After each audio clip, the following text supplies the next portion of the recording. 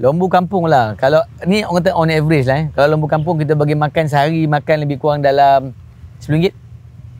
Ini RM10 ni kos SL lah. SL kat sini kita ada formula kita sendiri. So it's about RM10 lah. Mungkin orang lain kat luar tu lebih rendah. RM10 Kita jaga kualiti kita punya makanan. Tapi untuk Wagyu ni ataupun Magyu ni, kos dia lebih pada RM20. Sebab apa? First faktor dia, lembu tu sendiri dah besar dah. Premium.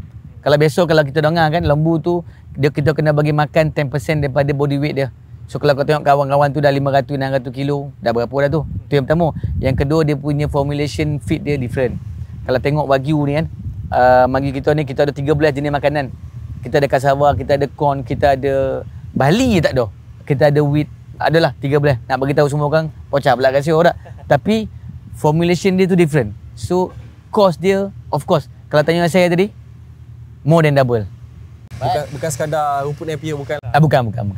Dia kena faham Wagyu ni kan. Kalau siapa-siapa yang berminat dengan Wagyu ataupun nak buat premium ni, pemakanan Wagyu ni dia lain sikit. Dia by stages. 6 bulan pertama macam mana, lepas 6 ke 14 bulan macam mana, 14 ke 20 bulan macam mana, 20 ke 24 bulan macam mana. So staging dia memang different. Different feed. Saya belajar.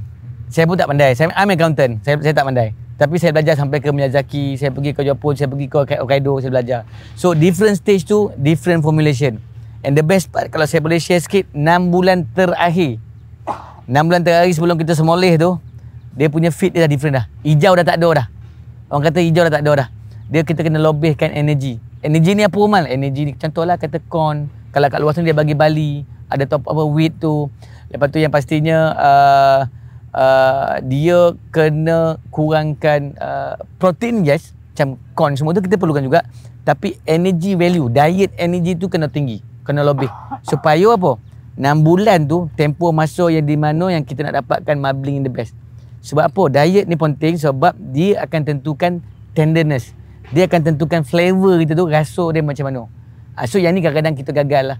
So 6 bulan tu adalah critical period di mana formulation feed tu kena betul. Supaya bila kita semoleh tu, kita tenang. Kita happy sebab apa? Marbling dia cantik. Bila marbling cantik, bolehlah jual mahal sikit. Sebab apa? Tahu kan? Kalau kategori katalah MBS 7, lain harga dia. Kalau 8, lain harga dia. Kalau 9, lain harga dia. Lagi tinggi marbling dia, lagi tinggi lah kita boleh jual. Tapi still mampu milik.